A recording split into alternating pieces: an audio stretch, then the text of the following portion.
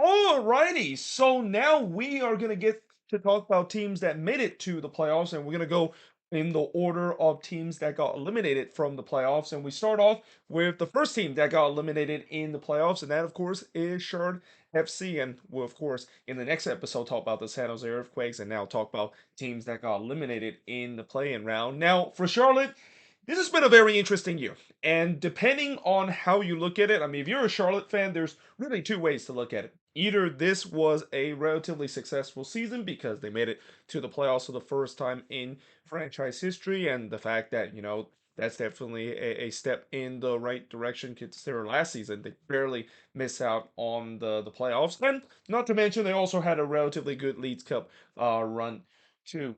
But on the other hand, you could also look at it if you're a Charlotte fan that maybe be a little bit pessimistic about this team and maybe a little bit critical of this team. You could say that this has been a very frustrating season too, and that, from what I've just said about they made some progress, it didn't feel like that is the case, especially if they finished the same place they were last season. And the only reason why they made it to the playoffs this season is because of the expanded playoffs and in that play-in round. And really, the thing that frustrates Charlotte fan this season is not just the style that Christian Latanzio's use in terms of the tactics, but it's the numerous blown leads that they have. I mean, I've mentioned before how this team looked like they're the Columbus Crew of this season of just blowing leads left and right, and that this team should have been better if they didn't blow those big leads like they have done pretty much every single game.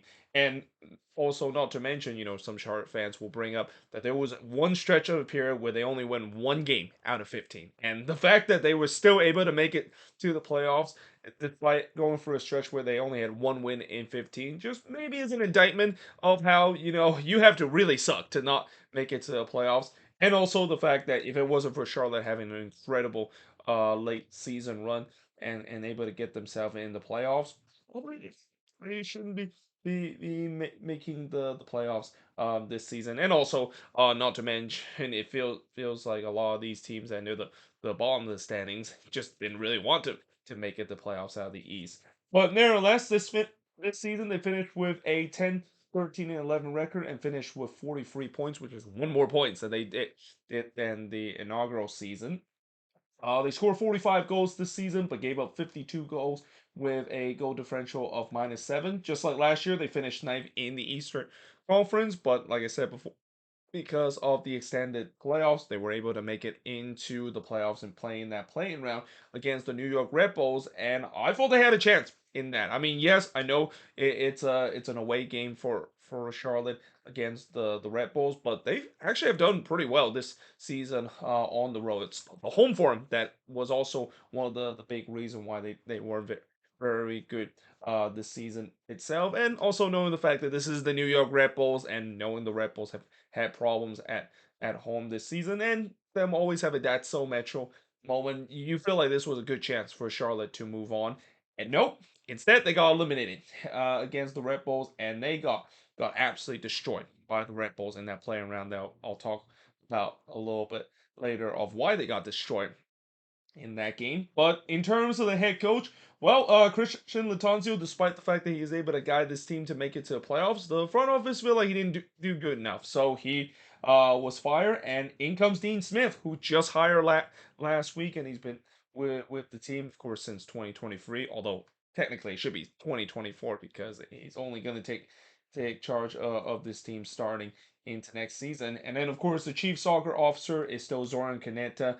He's been there since 2020, though, a lot of Charlotte fans that I've heard have really been putting heat on him and calling for his heads because of how bad he's been managing this team and have got this team to just be a mediocre team in the first two seasons. With that being said, in terms of the top goal scored, well, Schwadetsky, it was another decent year for him. 12 goals this season, followed by Enzo Capetti with 6 goals. And you got Justin Miram with 4 goals, Kervin Vargas with 4 goals, and Ben Bender with 3 goals. Top assist leader, you got Jos actually finished with 7 assists. So Camille Josviak, a guy that you could easily say that he's been very underwhelming. Well, he still ended up as the top assist Neither. And as much as I know there's been a lot of criticism toward him, I think this year he definitely had a bounce back season. Now, is he worth the DP tag that they paid for him? Probably not. But the fact that he improved this season compared to last year, where he really looked like he was going to be a bust with the contribution that he brought to the Charlotte team, yeah, I think this season he definitely had a much better season, albeit many people will still say that he's kind of considered a bust because the numbers that he's producing is nowhere near the DP tag that Charlotte should make him in the first place. Then you got Jalen Lindsey with 5 assists, followed by Kervin Vargas with 3 assists. Then you got Brent Bronico with 4 assists. Oh, actually, I think I wrote the number wrong there. I think I should have put Kervin Vargas at number 5 because both Bronico and Justin Merrim had more assists there. So a little bit of a mistake that I made on that part. But anyway, in terms of the last 2 seasons, of course this is going to be the third season for Charlotte FC, and last year they made it to the playoffs for the first time with a 10, 13, 11 record and finished with 43 points. And then in 2022, they just missed out on the playoffs with 13, 3, and 18 record with 42 points. So despite this season, they have lose definitely not as much games as they did in the first season. They've also drawn a lot of games, and this is also where we'll talk about how a lot of those draws was mainly because they were in winning position, and then they give up goals late to draw points that resort to draws. Now, in terms of average attendance, Charlotte has been one of the highest attendance team for the past 2 seasons. I mean, 35,544, good for second in the league, and that's kind of the thing with teams in the South East. They are among the best attendance team, and despite the fact that I know some will say that, well, this is just kind of the new car smell and maybe just the new expansion season boost that Charlotte fans, of course, gets to receive. And well, I will say that because Bank of America Stadium, the lower bowl is so big, even when they have 30,000, you can still see some empty blue seats inside the stadium. But that being said, the fact that they're still averaging 35,000 plus, and that for the first couple of seasons things haven't been that good, and they've been kind of average at best. Good credit to those Charlotte fans that have showed up week in and week out. Now, obviously, the argument is that going to start to fade away because again, it's all about that new expansion kind of smell, and that once that starts to wear off, we'll see how the attendance is going to start look like for this Charlotte FC team. Now, in terms of MVP, it's got to be Karol Świderski. I mean, another great season there for the Polish striker. I mean, he had a break out year last season too, and this year just got even better, scoring 12 goals this season, leading the team. But in terms of disappointment, I could have easily gone with a couple of youngster. I mean, if there's one thing I will say about this Charlotte team is that some of their youngster on this team really stagnate. Guys like Ben Bender, I thought he had a disappointing season. Even Carvin Vargas had a disappointing year too. I could have even gone with some of their center backs kind of having a decent season. And of course, speaking of center back, definitely rest in peace in terms of Anton Walks, and that obviously that was kind of something that kind of lingered for this team in the beginning, and it's great to see that Charlotte, of course, paid a great tribute of him in the beginning of the season, but. Instead of his replacement, well, it hasn't really quite worked out so well. I mean, I could have easily gone with Bill Tuiluma as a big disappointment.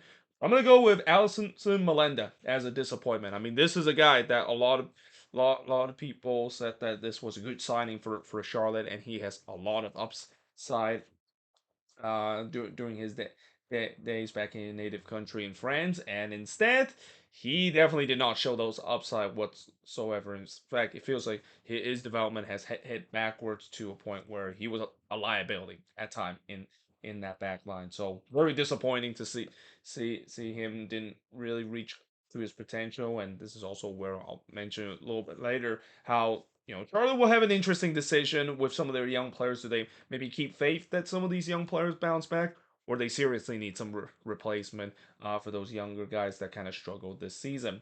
Now, speaking of younger guys, a young player to watch, it's got to be Andrew Pitt. Now, this is a guy that I don't think anybody have heard about him until the end of the season where he started to get minutes for this team and really started to become a regular starter and started to really anchor that back line. So as I mentioned about Melenda being a big disappointment, Privet eventually played himself into the starting role. He was supposed to be a midfielder, but he kind of got into the center back role because they were so desperate to have a center back that doesn't leak goals left and right, and he did a good job in terms of it. And I won't be surprised. He might be a guy that could be continue to get regular starting minutes, especially with some of their defense there's not having a good season, or maybe we'll see whether if he is going to get himself back into that midfield spot because again his natural position is in the midfield spot, especially in the defensive midfield spot, but they had to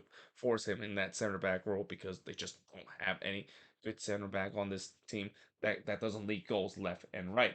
So what went right for this Charlotte FC team? Well, a couple of things that did went right for this team. Again, they made it the playoffs for the first time ever in their franchise history. And again, when you're an expansion team, you're able to make it to the playoffs for the first time in your second season after the first season had a respectable year. And that's definitely progress. I mean, I know Charlotte fans won't think that is the case, and they'll probably look at some of the other expansion team of how well they've done in their second season. But again, this is the thing about expansion team that people keep forgetting that it's going to take a while for these expansion team to do well. You're not going to have instant success like what we see with LAFC or Atlanta United. You're going to see teams expansion team going through some growing pain. And sure, I'm pretty sure Charlotte fans will say, well, Austin instantly got themselves in a really good spot in their second season.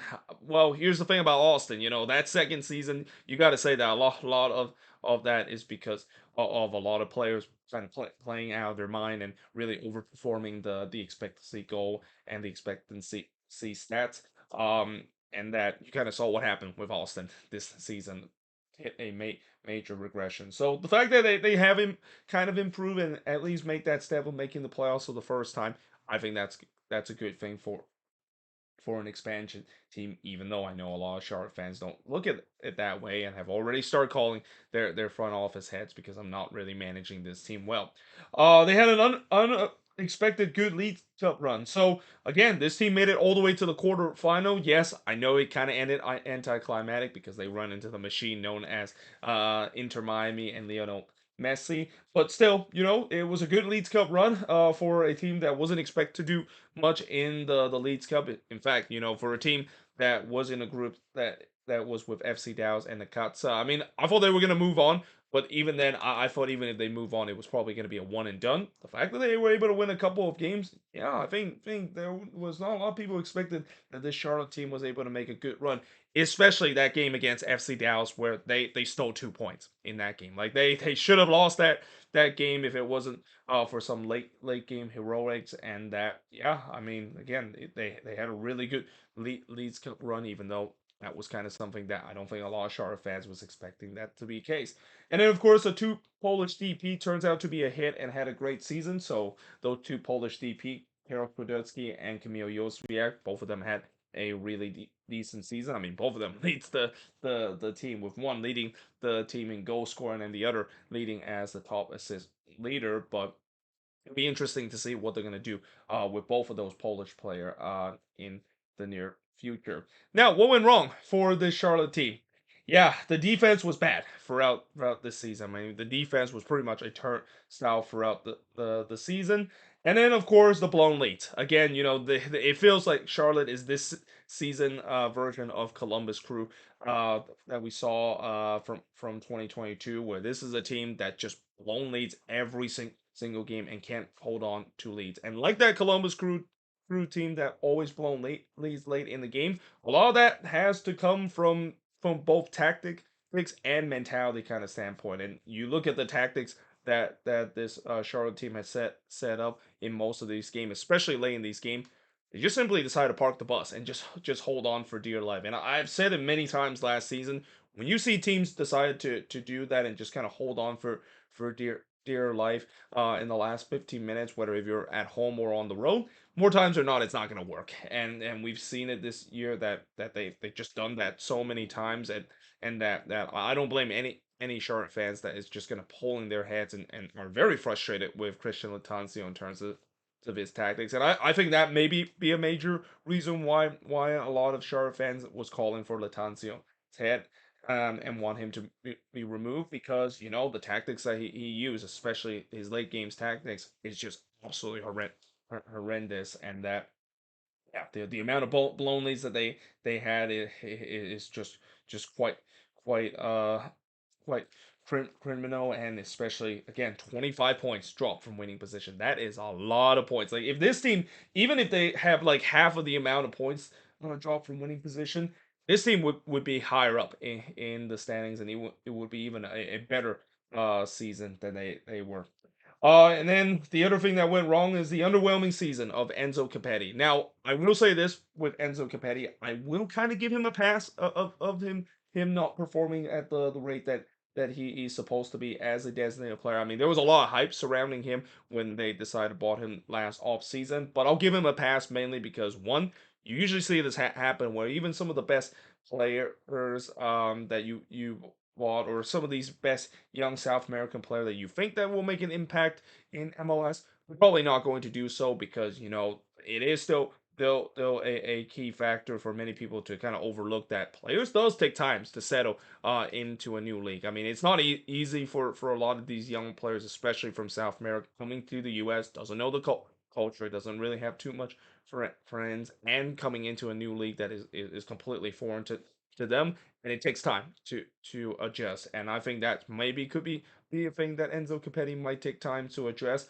And also, not to mention, he's been injured a lot. I mean, there's been a lot. It's been an injury riddled season. And when you have that much injuries that Enzo Capetti has suffered, just kind of been on and off the pitch throughout the season because of injuries, you're gonna have an underwhelming kind of season as Enzo Capetti has. So if he is gonna be staying healthy next season and he's able to bounce back, I think everybody will kind of forget about his underwhelming debut season for Assuran FC. But if he unfortunately will go in the route that Emmanuel Rogoni went with Austin FC, where after his underwhelming first season, turns out to be another underwhelming second season, then yeah, I think Charlotte fans will start to question this move, and even more question about the front office of what in the world did they spend that much money for a guy that just didn't turn out to do well.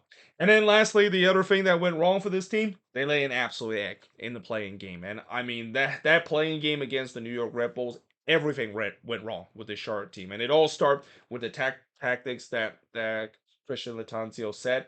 The tactics that he said was absolutely wrong, and the fact that they basically just got bully in terms of those 50-50 balls. Like one of the things that when you play the Red Bulls, if you don't win those 50-50 balls and pretty much lose all of them, you are in for a long night, and that's exactly what happened with Charlotte. They just couldn't win those 50 balls, and at times just kind of ran right into the pressure of the New York Red Bulls. And in some way, you can say that they were clearly unprepared for that game. And I get it. And it is the first playoff game, and when you are a team playing your first playoff game, you don't have that playoff experience like the New York Red Bulls has had.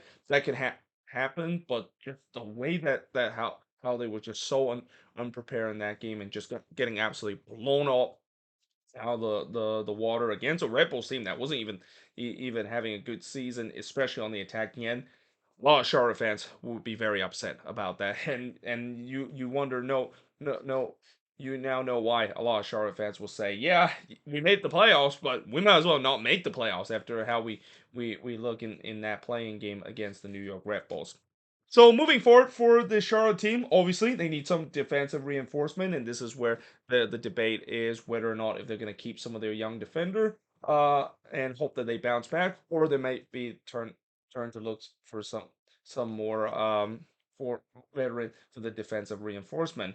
Will both of their Polish DP move on from this off season? So Krell Świdecki, there was rumors that he potentially could be going back to Europe, and that I don't blame him to do so because he's had a pretty good first couple of season in MLS, and that if he can have another 10 plus goal score in MLS, there's no doubt that he's going to be heading back to Europe. And the same with Josviak, a guy that I'm pretty sure a lot of Charlotte fans want him to move want the team to move on from him because he just not live up to the expectation that they were hoping for, and it was kind of the case from the beginning too. Like from the get go, we knew this was not going to be a good signing, and that Charlotte was really taking a huge gamble for a guy that was kind of mediocre during his time with Derby County.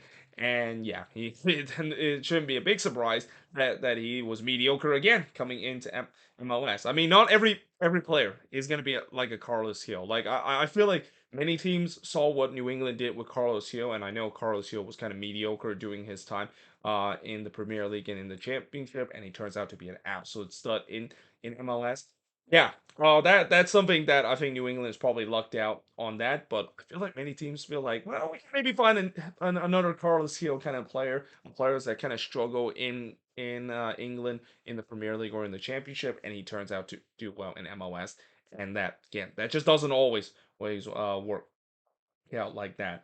And then how can Dean Smith continue to improve this team? So again, Dean Smith coming in to this job. I mean, there's been some mixed reactions. Some Charlotte fans are happy that they of course hired Dean Smith, and that they saw what he did with Aston Villa. Did a good job in terms of keeping a team that was almost about to be relegated from the Premier League, and really set up a foundation of what we see Aston Villa nowadays being not just one of the best team in the Premier League, but a team that is actually challenging for the title, nevertheless, under Unai Emery, and that they hope that maybe Dean Smith can lay that foundation to the Charlotte team as well. And then lastly, I think moving forward is Zoran Caneta, the chief soccer officer for Charlotte.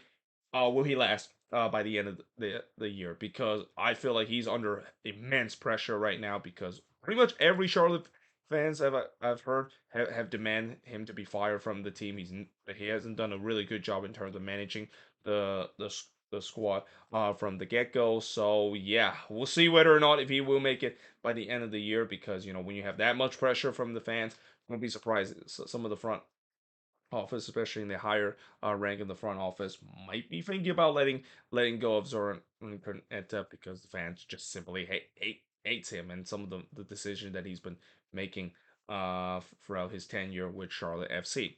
But there you have it. That is pretty much it in terms of looking at Charlotte FC and their moving forward series episode. As always, let me know in the comments below what do you think of this video. And yeah, hope you guys enjoyed this video. If you do, make sure you guys leave a like, smash the subscribe button, and also, what do you think went right, went wrong, and moving forward, how is the Charlotte FC team going to be looking like in 2024? But like I said, hope you guys enjoyed this video. Yeah, I, of course, will see you guys next time.